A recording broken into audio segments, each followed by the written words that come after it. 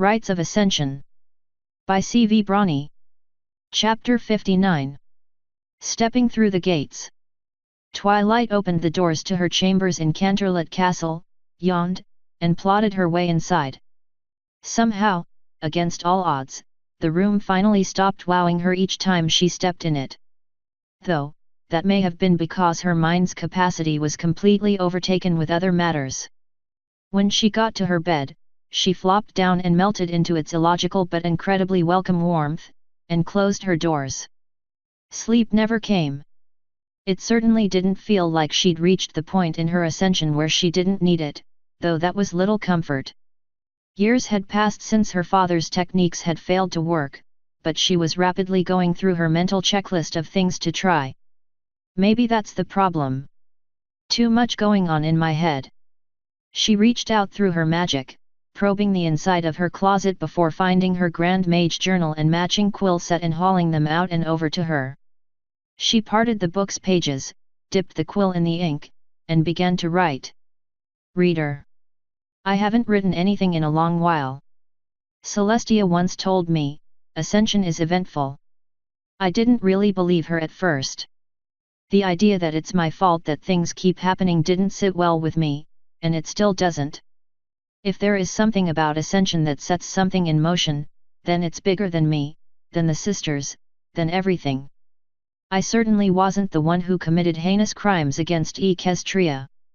I didn't steal Evriponi's prized possessions in Ponyville, or hypnotize an entire town.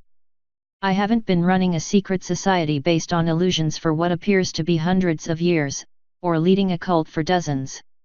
All I did was seek to find truth and protect my ponies, which put me in the right places at the right times. Yet despite how exhausting it is, I'm glad I found those places when I did. Things have certainly been eventful, and though it has also been trying, it was definitely worthwhile. The last couple months, however, have been especially bad. Twilight's ear rang with the memory of Celestia's words.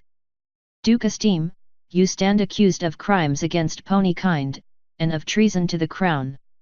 If you are found guilty by this tribunal of the Imperial Hall, let it be known that the Diarchy will be considering our most severe punishments. Twilight shook off the thought and continued. I didn't actually succeed in my original mission. In fact, neither of my recent missions went the way I expected. Both, however, led to something more than I could have ever anticipated. The corruption in Cloudsdale resulted in the firing of the entire city's police department, so I enlisted an army of Crown agents after I arrested Esteem. Arrests are already in the thousands, and may climb higher before this is all over. Most ponies are eager for a plea deal. And yet we are no closer to uncovering who, or what, the Majestics are, nor their goals. No pony seems to know anything, and with an untraceable geese in play, that may well be the case. She paused, as more memories spilled forth. I couldn't do anything. I had orders, and a knife to my back. And it was his fault. He was the one. Yes, I saw him. That stallion there, Seapenny Dust Mane. The bite marks are conclusive. They match perfectly. Cloudsdale is doomed, at least as it is right now. I wish you could have seen it, reader. Perhaps someday it'll be something even greater, but for all its faults, it was still a city in a scale of size and beauty like no other. Though we stopped a pair of the bombs, the weather factories are a total loss, and the Cloudsdale Armory's facilities fared no better.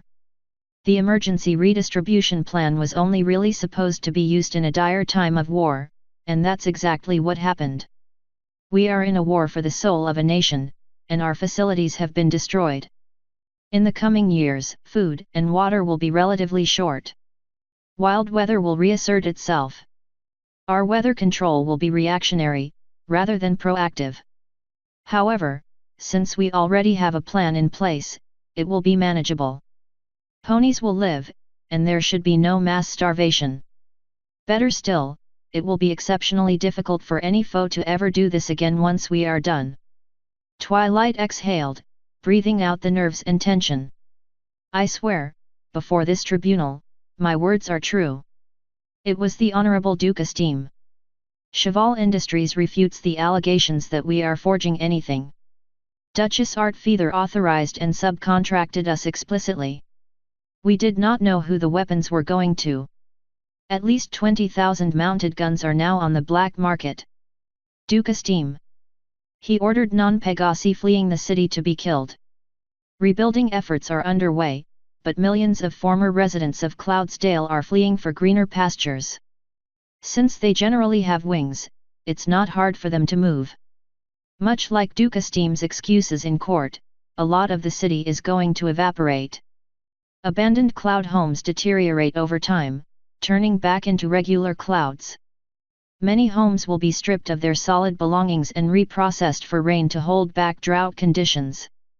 The nobility of Cloudsdale is similarly being dissolved. A few select ponies that can prove their worth will keep their titles, while the rest are seeing their corruption brought to light. It is a mighty blow to both the Council and Celestia's reign. Ponies aren't sure who to trust. For my part, I know that I trust Celestia. I trust Luna. I trust my brother. I trust my friends and family. Any pony else is up for debate. I know that doesn't follow the tenets of harmony per se, but this is a world apart from Ponyville.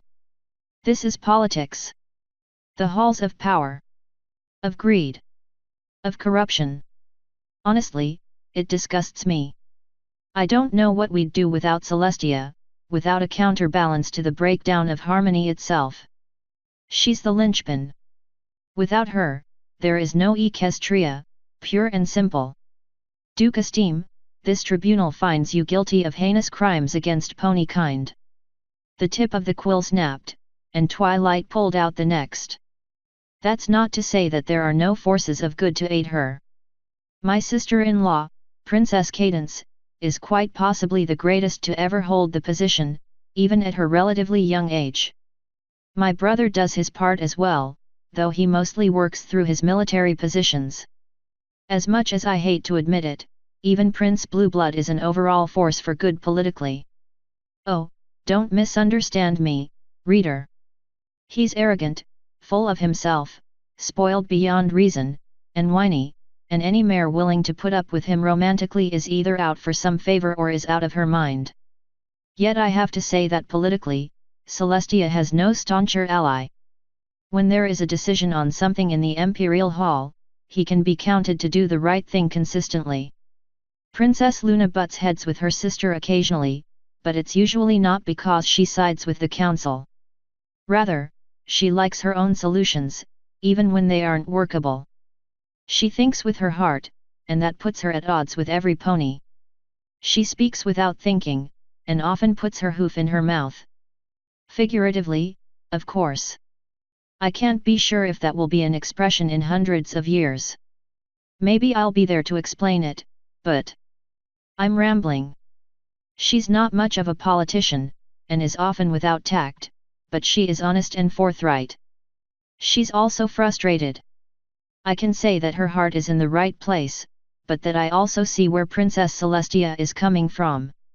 Whatever may come from her outbursts today, I'll face it, though part of me wishes she wouldn't kick the hornets' nests for fun. Twilight switched off the presentation spell, and the lights in the Imperial Hall returned to normal. This concludes my findings thus far. Thank you for your time, Council members. She bowed and returned to the seat at the desk at the bottom of the chambers, readying herself for the inevitable questions. The Council thanks you for your service in this matter, Grand Mage Sparkle. Charlemagne flipped through his copy of the documents.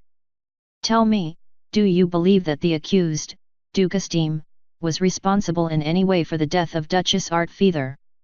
Twilight shook her head. I found no evidence directly linking him. Everything is circumstantial at best, and even that is a stretch. But, what do you think? Do you believe him guilty of the act, and you simply were unable to find the evidence, or is he innocent? He's hardly innocent, Chair Pony. Twilight managed to get a laugh out of the council with that one, although the bound and gagged Esteem did nothing but glare at her. However, if you are asking what my instincts tell me, they're saying that Esteem did not contract to have his wife eliminated. The crew that killed Duchess Artfeather was professional, while the pony we know he hired was an amateur. He is innocent of the murder of his wife, but guilty of a great many other things. And do you know who did murder the Duchess? Charlemagne asked. You do have a rather large evidence list, but no suspects. I do not. Why not? Duke Badlands of San Palomino pounded a hoof on his desk. Why do we allow you such a prestigious rank if you can't get results? Twilight leaned forward into her microphone.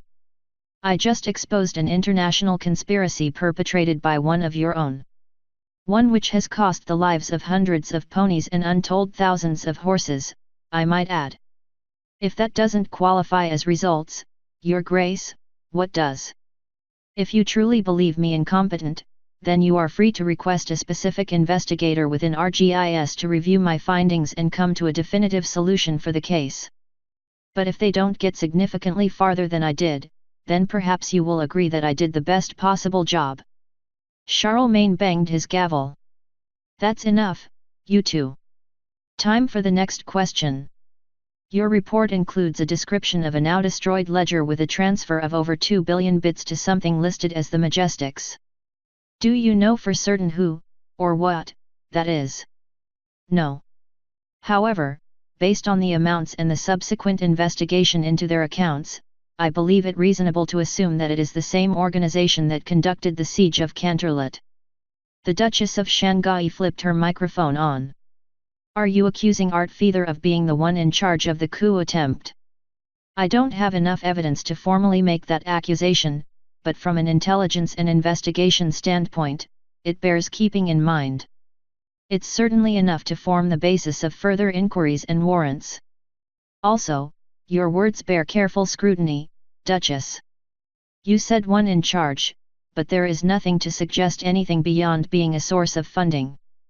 At least, so far. Neither I nor RGIS intend to drop this anytime soon.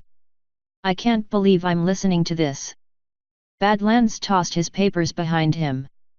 Artfeather was my friend, and you're slandering her. She wouldn't. Let me in. The doors to the outside crashed open, probably from a pair of day guard being thrown into them. A large griffin strode in wearing a crown and the most elaborate armor Twilight had ever seen short of her own. It was covered in shades of silver, gold, and purple, and the accompanying crown was similar, with gems of lavender.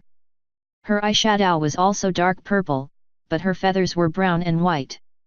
She walked directly to the center of the Imperial Hall, glanced around, and bellowed, I demand to know why I have been kept waiting for reparations for the destruction of one of my cities. King Morvenna, my apologies, Celestia said, calm as a winter's night. We have been dealing with the fallout of a major domestic event. I ask for your patience. Our intelligence service is actively engaged with your consulate with regards to relief efforts. Relief? Relief. That mare Morvenna thrust a claw at Twilight. Destroyed a historical treasure and put my daughter in the hospital. Yet, I think I'm equus non grata at this point. Twilight leaned her head on her hoof. On the bright side, her doing this means the council will basically have to back me up. They're politicians. They won't take to being yelled at like this. King Morvenna, please do watch your tone. Celestia rested her forelegs on her desk. The tower that was destroyed was subverting your government, your businesses, and every major institution in Griffonia. Your daughter, meanwhile, was attacking Twilight's guard captain without cause. Which means what to me? King Morvenna only yelled louder. Griffinhelm Valley is poisoned, and it was you ponies making illusions in our fights. We demand retribution.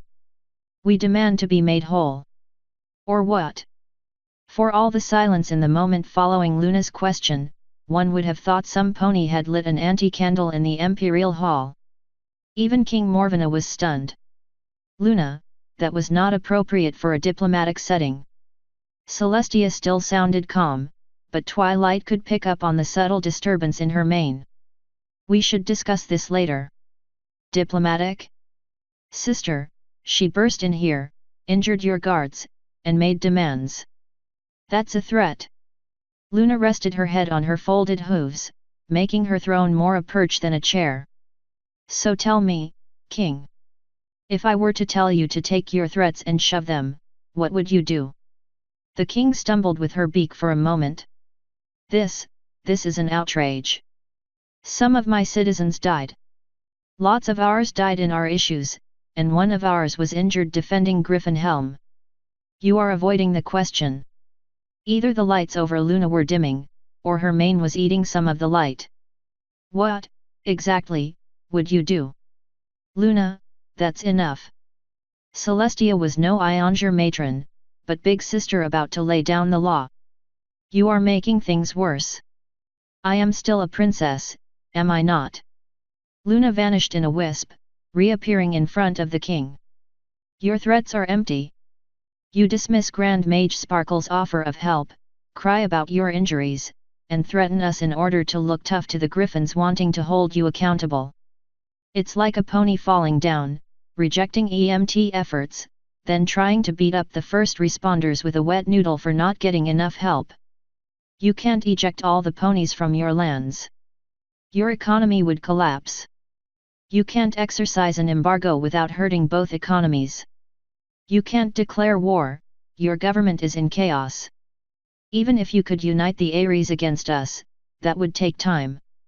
Time we could use to build dozens of Bellerophon-class warships. I second her motion to build more ships. The Duke of Stalingrad blurted out. There's clearly a threat here we must respond to.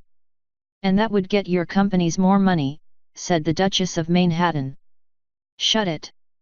Luna barked. This is my time. And you, King Morvina. You're trying to get Celestia to be diplomatic. That's not hard. My sister is always diplomatic. Because she's a nice pony. But we are not. You want our sister to be diplomatic because her kindness will be mistaken for weakness by your griffins. Yet we see through you. We know how threats work. We have made a few in our time. Morvina gripped one of the audience chairs and crushed the back into splinters in her palm. You. Arrogant, insolent. We've been called worse. Much worse. But this only proves our point. Thou art uncovered by thy refusal to make real threats, because thou canst not follow through. Here's one thou canst take home, if thou hurtest our ponies, the explosion of the tower will seem as but a kernel of popcorn. Also. Luna's mane flared out, sucking even more light from the Imperial Hall. A blue mist enveloped the alicorn's lower half, and she seemed to grow a few inches to look down on the Griffin King. If thou dost declare war, we shall win. We shall show mercy for thy griffins, but not for thee. We shall stuff thy cavities and serve thee for a meal to the dragons. Luna's lip turned up in a grin. That, little griffin, is how one make the threat. Morvina didn't have teeth, but Twilight was sure she was grinding something before storming off, muttering a string of griffinic curse words. Twilight and the entire Imperial Hall was stunned, staring at Luna as she returned to normal and walked her way back to her seat. Had Twilight not looked to Celestia a second earlier than the rest, she would never have caught the subtle wink Celestia gave her. She knew this would happen. Twilight looked over at a similarly happy Luna. They worked together and planned it all out. She exhaled and laughed under her breath. At least they're communicating. Well, that was something. Charlemagne cleared his throat a few times, likely trying to regain a train of thought. Shall we proceed, then, to questions about the financial statements of Cloudsdale Armories and the Cloudsdale Weather Factories? There was something that... Chair Pony. Celestia said, voice returning to her smooth, glass-like calm. We are avoiding an issue. We have established what Esteem was and was not guilty of, yes? Then I wish to come to an accord for a sentence. He has not been forthcoming with testimony, and I doubt he ever will. Thus, I want him removed from my presence, and my city. Charlemagne looked like he was groaning on the inside. Yes, Your Majesty. Do you have a recommendation as to your preferred sentence for the convicted? I leave that in the hooves of the Grand Mage. Twilight was exceptionally thankful she hadn't been drinking anything. The entire council would have been soaked. Me. Indeed, my student. I apologize for springing this on you. But, I believe it is experience you will, someday, think useful. Take a few minutes if you need it. In fact, why don't we call a 5-minute recess? We have been here for quite some time, a break is warranted, I believe. Somewhere in the back of Twilight's mind, there were some rogue neurons paying attention to the ponies filing out of the hall to use the restroom or just get some fresh air and stretch their legs or wings. The rest of her, however, was weighing the options at a mile a minute. Any possible legal punishment was open for her to recommend, from life imprisonment to immediate execution. Even various time frames of petrification were on the table. Nothing was beyond her say-so. Something reasonably strong is warranted. If I choose a light sentence, the diarchy will look weak. If I go too far, though, we may look tyrannical. It has to be somewhere in between. She looked over to the condemned stallion sitting in his cage. He was surrounded by 4 guards, wrapped in a straitjacket, shackled, and had a gag over his mouth. All that could speak were his eyes. There was no mercy or kindness to be had there.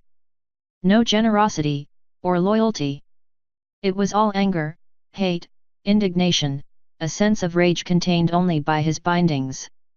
I've decided, she said, only realizing a few seconds too late that it had been out loud. Have you? Celestia asked, sipping some tea from her throne. That was faster than I imagined. We still have a moment of recess. Are you sure you are ready? I am. Twilight looked away from Esteem, focusing instead on the hall itself. Completely sure. Very well. It will only take a short while to reconvene the council.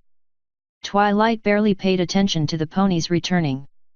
She certainly didn't pay attention to the one in the cage. She didn't regard the outside world at all until Charlemagne spoke into his microphone. I said, are you ready to proceed, Lady Sparkle? Yes. She sat up as straight as she could on her seat. My recommendation is 1,000 years petrification, the stripping of all assets and titles, and the further imprisonment beyond that for 30 years. Charlemagne scratched his chin while the council conversed amongst themselves. That's a surprisingly merciful recommendation, Lady Sparkle. Is it? Twilight asked. I don't think so. I want him to see, after all that time and progress, an Equestria filled with peace and prosperity. One where tribalism, if not eliminated entirely, has been reduced to background noise and is no longer an accepted way of life. One where his callousness, cruelty, and corruption alone render him a pariah to society. And I fully intend to spend my life towards achieving that goal, so that I will know he'll open his eyes one day to a world without his type, one that will retch at the pony he once was. More murmurs scattered about the chambers, most of which sounded vaguely like surprise. Charlemagne didn't seem as impressed. I see, he said. I can understand where you are coming from, then, Lady Sparkle. However, I believe the council has a different recommendation. He shuffled some note cards, briefly looking them over. Your Majesties, this council has been polled during the break. It is our recommendation that the accused be sentenced to permanent petrification, with no hope of restoration in the course of eternal time. Celestia considered this for a moment, then banged her gavel. I have heard the recommendations of both parties, and will take both into consideration. Before my sentence is decided, it is customary to allow the convicted the opportunity to speak one final time. Bailiffs, if you would please remove the gag. The cage was unlocked, and the bailiffs removed the bit gag before locking the cage back up. Celestia didn't even look at the stallion as she spoke. Esteem, do you understand the seriousness of the recommended sentences? Don't patronize me, your supposed highness. I'm not stupid. Then, do you have anything to say on your own behalf before I decide your fate? Yet. Where do you get off? Celestia still didn't look at him. Pardon me, but such outbursts will do you no favors in this proceeding. Do you wish to amend your words? No, I want to add to them. So you're immortal. How does that give you the authority to rule over us? What gives you the authority to order ponies killed for the crime of fleeing Cloudsdale? Twilight didn't expect her own outburst. It just came out. She wouldn't have trouble sleeping over it, though. Esteem struggled in his straitjacket, possibly to make an obscene gesture. Shut it, I'm talking here. Why is it that we bow down to you when you don't even know what it's like to be us? Why pamper you and ask for your blessing instead of ruling ourselves? My little pony, Celestia said, taking a sip of tea. My sister and I don't just rule Equestria. We created it out of the ashes of the Chaos War. Like that matters anymore? That was thousands of years ago. Any sane pony would have retired by now, if not died. And yet you're here, the biggest hypocrite in history. You condemn me, but there isn't a single pony in this room that isn't just like me. Every single member of the council is guilty of just as much. Asinine. Prince Blueblood scoffed. No pony else here has been shown to blow up civilian and military assets en masse in a way that threatens the stability of the whole country. I must also object.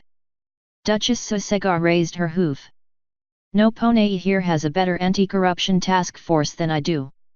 Napon has seen a drastic, RGIS documented reduction in corruption since my assumption to the duchy chair. That's all well and good, Duchess Susega. A pony unusually rotund for a Pegasus stood up, though it took him a wobbly moment. Meryl Asia has, consistently, been renowned for its fairness and rule of law since its founding. Cracking down on corruption is one thing. Not having it to begin with is another. Celestia banged her gavel a few times. That is enough. This is Esteem's chance to speak.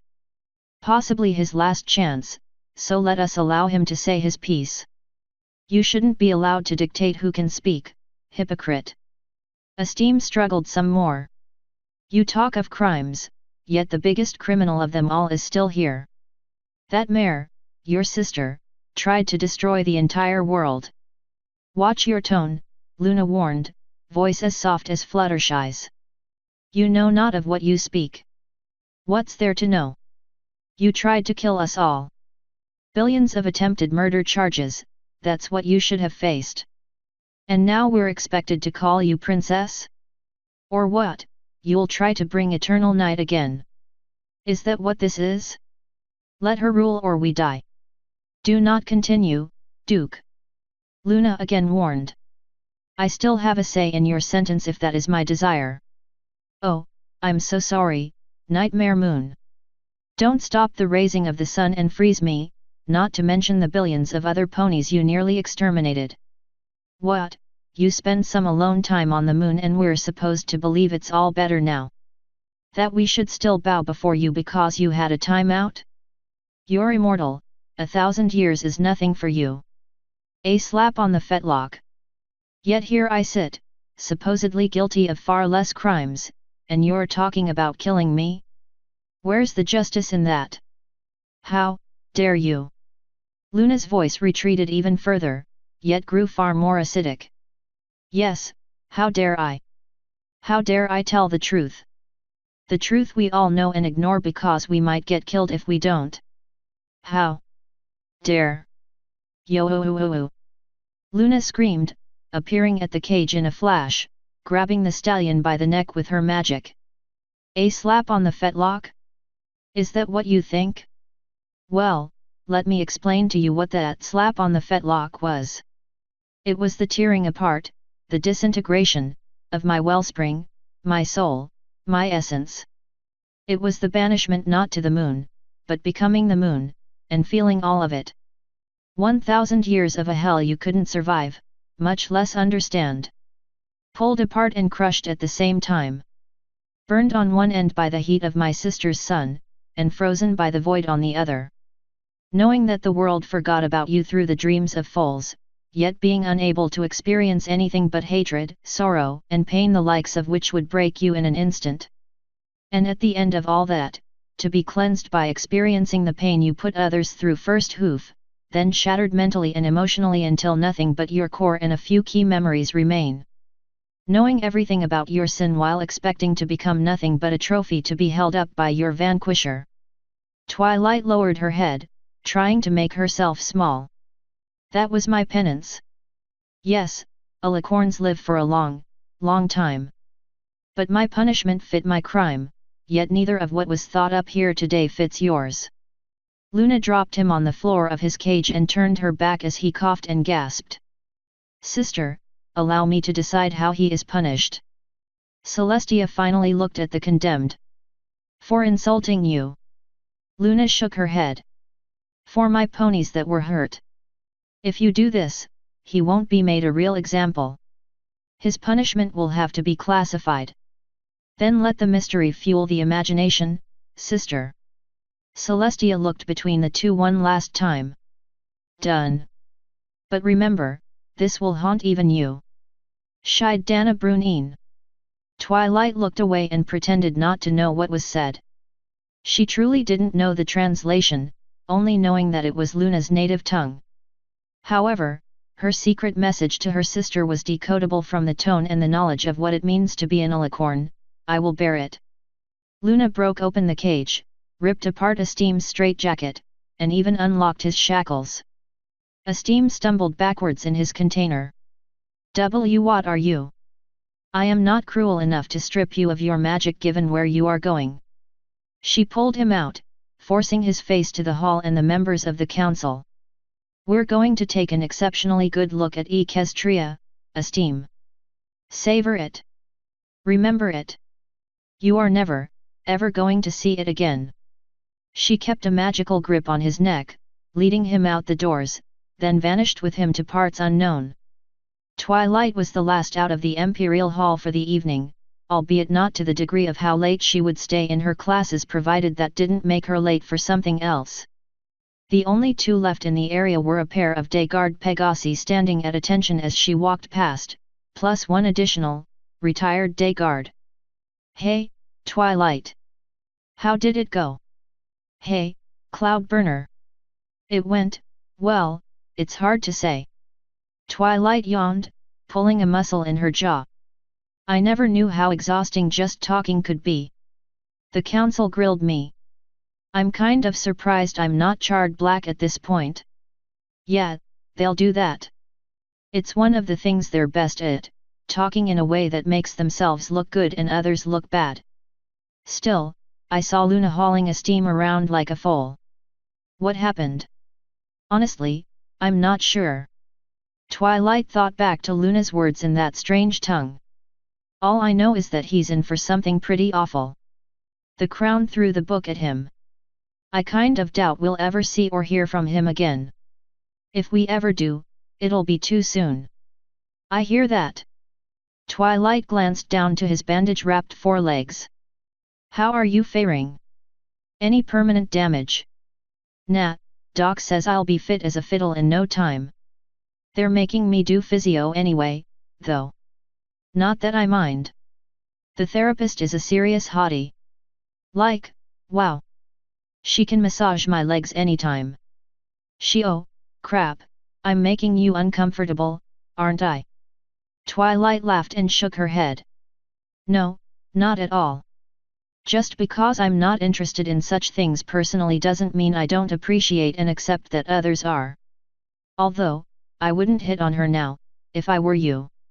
You're patient and healer, which means there are ethical limits. I know. Doesn't mean I can't enjoy things in the back of my mind. Naturally. And I'm glad you're healing okay. In fact, Rainbow and I have a surprise to say thank you for your help. Come, follow me. Twilight led him through the castle, stopping to say hello to his old comrades at a few points. Eventually, they came to the tallest tower, and started the climb. Dang it, Twilight thought. Guess I should have expected him not to freak out from coming here. He's ex-day guard, after all. He's probably been here plenty of times. A vice of realization crushed her pupils to tiny dots. Ah, crap. I'm turning into Celestia. Bad Twilight. No plotting to make your subjects uncomfortable. They made the right turn to her chambers, and stepped inside. The fact that Cloudburner stopped in awe at her room didn't make Twilight giggle like a filly in her head at all. Nope. Not one bit. Pretty nice, huh? Luna did the decorations. Twilight stopped and turned to face Cloud, then motioned for Rainbow to come in from the balcony.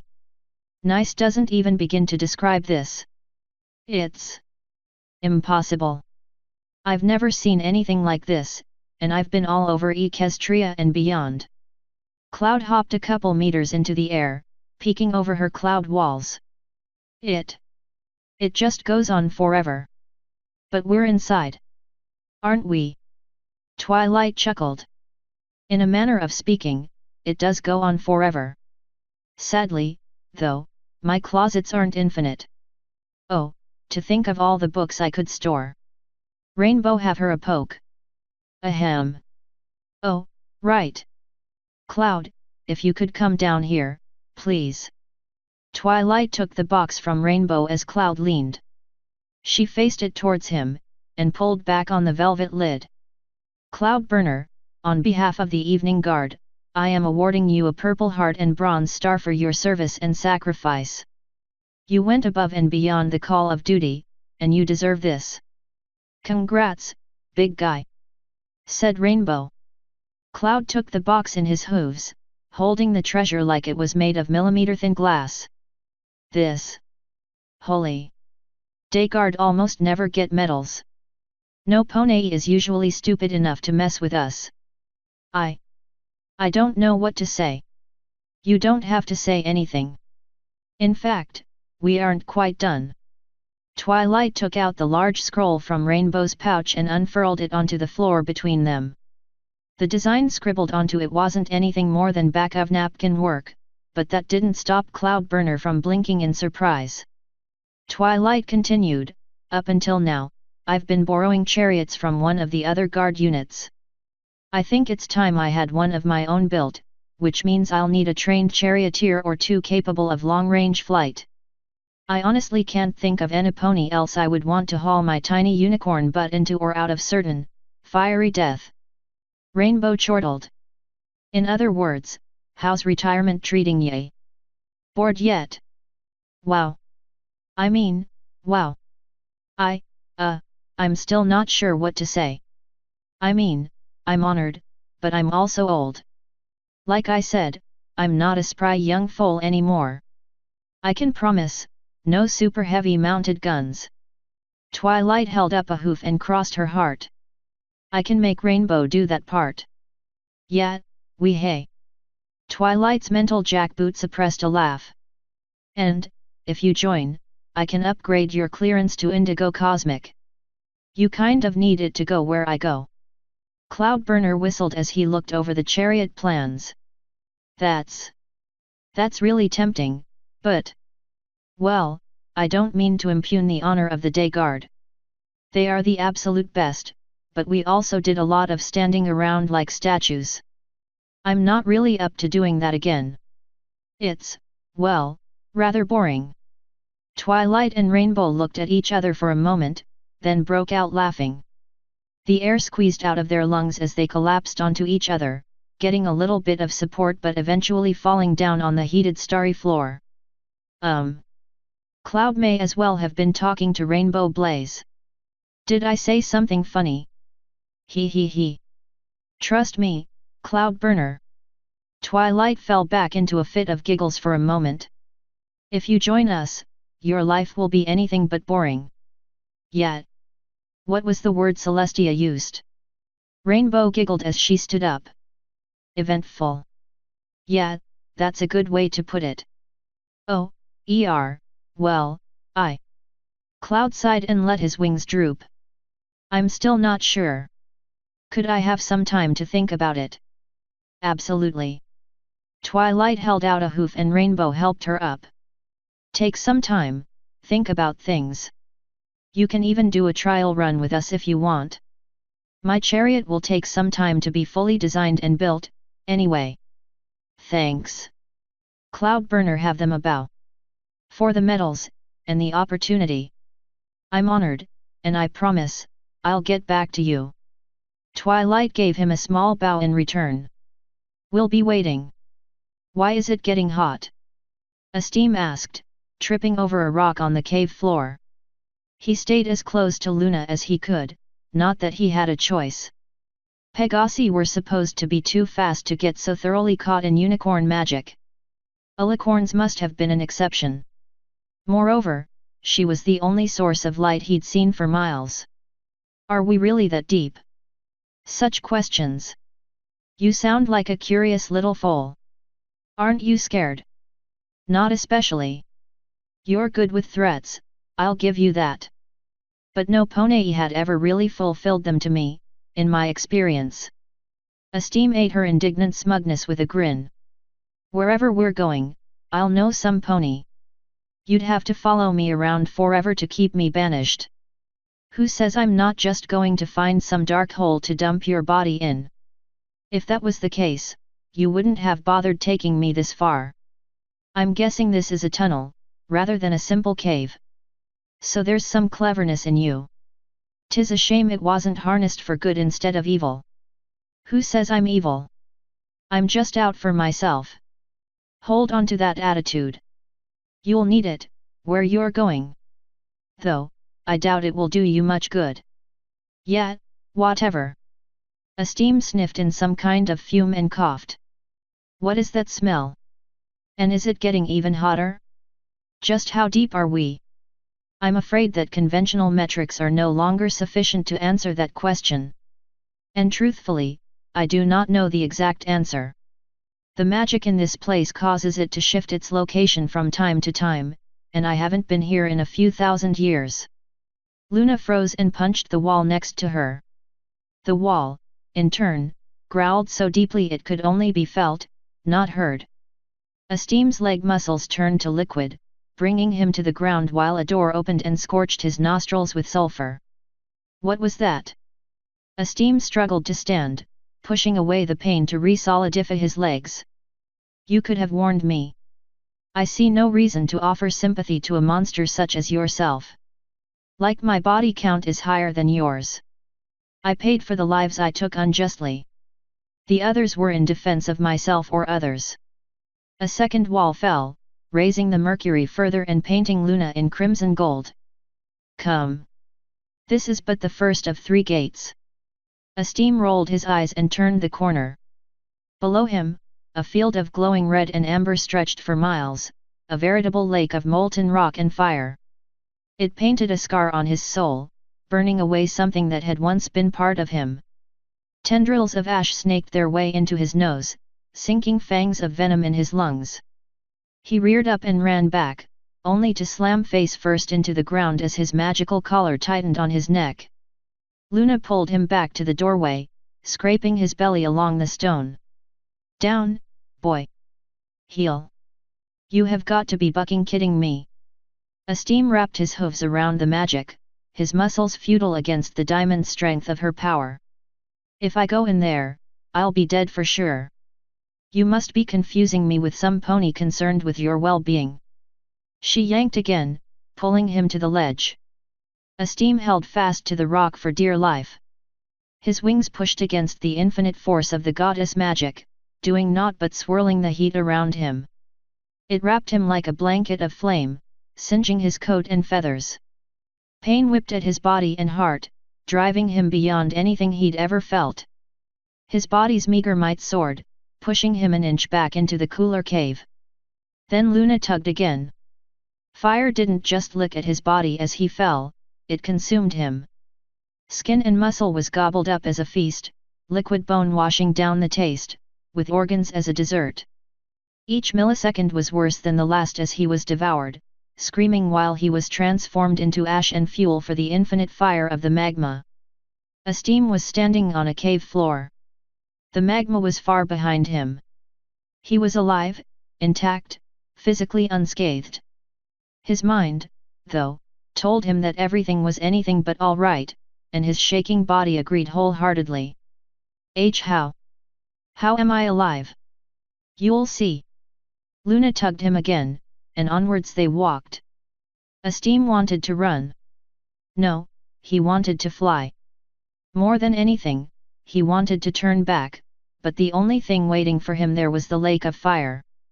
So, onwards he went, down the dark cave of brown stone.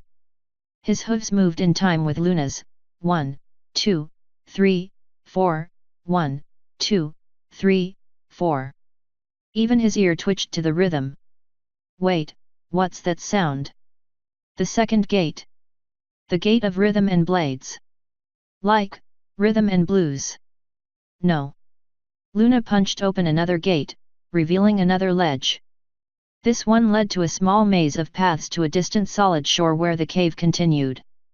Above the whole thing were swinging and chopping blades, some the shape of axes, others swords or knives. Each was the height of a 3-story building, and each was moving almost too fast to see. Rhythm and blades. One of the blades, or something like it, must have stabbed his heart, as it had stopped beating. I can't get through that. Can't you teleport us through? If I try, we won't get through the gate. Where's that boundless confidence? Confidence and stupidity are not the same thing. Says the pony brave enough to betray alicorns, then insult them in their home. Or would that be stupidity? Come, we must pass through the second gate. Luna pulled his leash again, dragging him down to the start of the maze despite every step he made trying to turn back. One more tug brought him to her side. Move as I do. Each second had a hoof full of snicks and snacks of the blades, moving in a rhythm too impossible to exist, much less predict. Yet, as they walked, not a single blade so much as clipped one of their hairs. Left, right, left. They turned time and again. They even retraced steps, always dodging the metal as it hushed out of the void and through the air, always where they had just been or were about to be. Halfway through the maze, there was a particularly fast blade, although particularly fast wasn't enough to do its speed justice. It could not be seen. The wind could be felt, its passing could be heard, the rust and dirt that flew off of it could be tasted, but it could not be seen. Esteem fell back a step, now standing one step behind Luna and off to her right. You have to be joking. Luna didn't slow down one iota. Don't fall behind. Esteem fell behind, then shoved the mare's rear as hard as he could. Maybe I want to. Luna held out her left forehoof to her side. The blade stopped. It didn't crash, or cut her in two, or even get caught by her limb. It simply tapped her silver-clad hoof, and stopped. Luna turned her head to look at him. Two hoof-shaped hammers of pain cracked his bones and turned his organs into mush. His ragged body and broken spine flew like a doll tossed by an impertinent foal, while pain danced through what parts of his body he could still feel. Piece after piece of him was removed by the blades as his anguish and blood spilled out into the cave. Esteem was standing on the far side of the maze. He was intact, whole, and physically unscathed. What in Tartarus is going on here? The second gate. Luna took a few more steps, and punched another gate open. And, quite honestly, you had a rather accurate choice of words. Accurate choice of? What are you talking about? That makes no sense. Let me out of here. He turned around to run, and his words died as though they'd been cut by the blades, despite the fact that the blades weren't there. Nothing was there save a wall of rock 3 inches from his face. Luna yanked his leash again, pulling him into the opening. There is no path that way. Even if you could dig through this solid stone, it simply doesn't exist. One can only ever proceed farther into the gates past this point. Esteem nodded, as his mouth wouldn't move. He looked through the next gate, and this time, there was no drop, or magma, or blades. There was simply a large opening in the cave, containing a 3-headed dog the size of a large house. That's not possible. Esteem's jaw hung open, save for the times he tried to swallow futilely. That's Cerberus.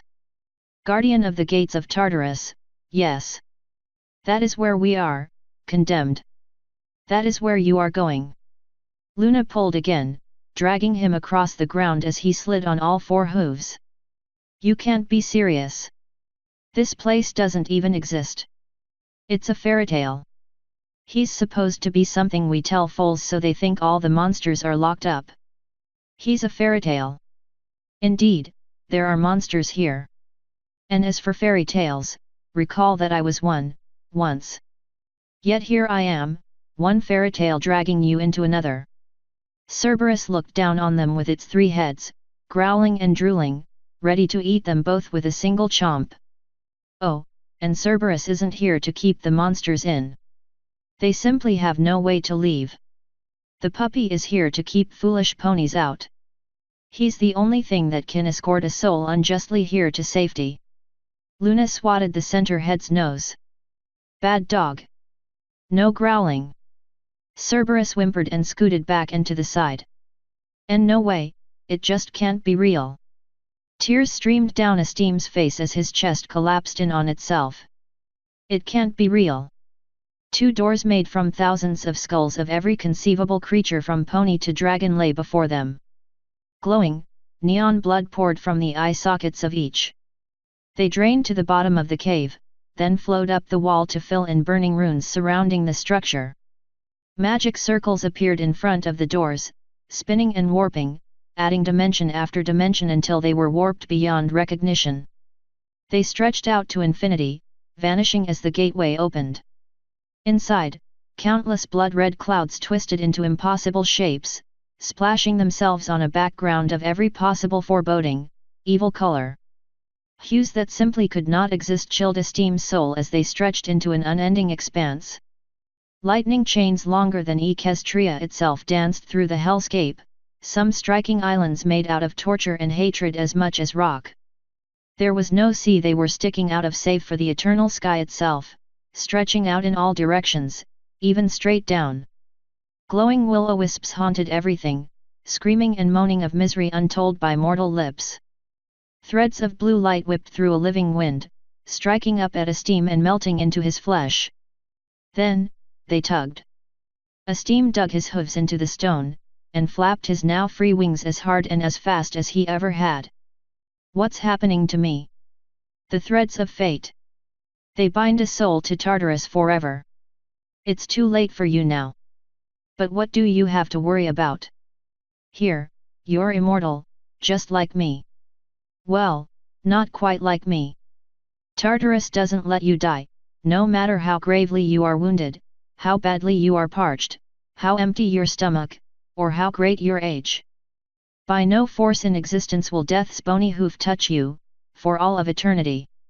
No matter how much you're going to want it. The wisps howled and swarmed around him, digging thread after thread into him. His body burned, but there was no flame. His flesh split, but there were no cuts. His fear strangled him, but there was nothing on his neck. Inch by inch, the wisps pulled him into Tartarus itself as he tried to pull himself back, tried to fly, tried to flee. He was afraid. Esteem's back legs slipped over the edge of the gate and into the void. Please. Spare me. Spare my soul. I'll do anything. Esteem cried out to Luna, then to Cerberus. The dog only tilted his heads, while Luna shook hers. How many ponies cried out that very thing as you sent them to their deaths? See, Cerberus doesn't move, doesn't help you.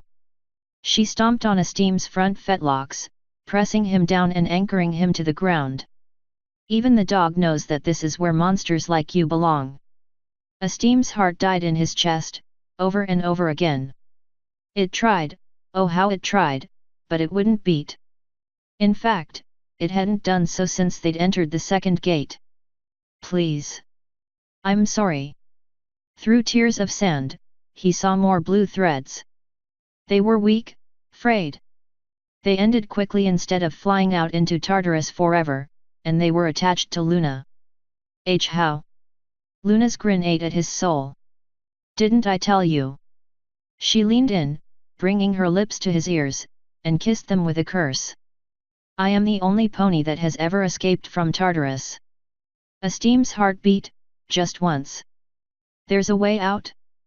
Luna let go. Esteem screamed out from his heart, his soul, any piece of his being that ever existed as the wisps howled with glee. The island with the cave, the entrance, the only way out fell away from him. It was enormous, and the gates were but a pinprick on a stone empire. One blink later, and it, the cave, Luna, the exit, were all gone. Vanished. Yet, gone was something he would never be, no matter how much he screamed. No matter how much he wanted it. Author's note. The end scene here is one that I enjoyed writing, and I think it's some of my best work, dark though it is. Patreon will be updated soon. Thanks again for sticking with me. Enjoy the chapter. CV. End author's note.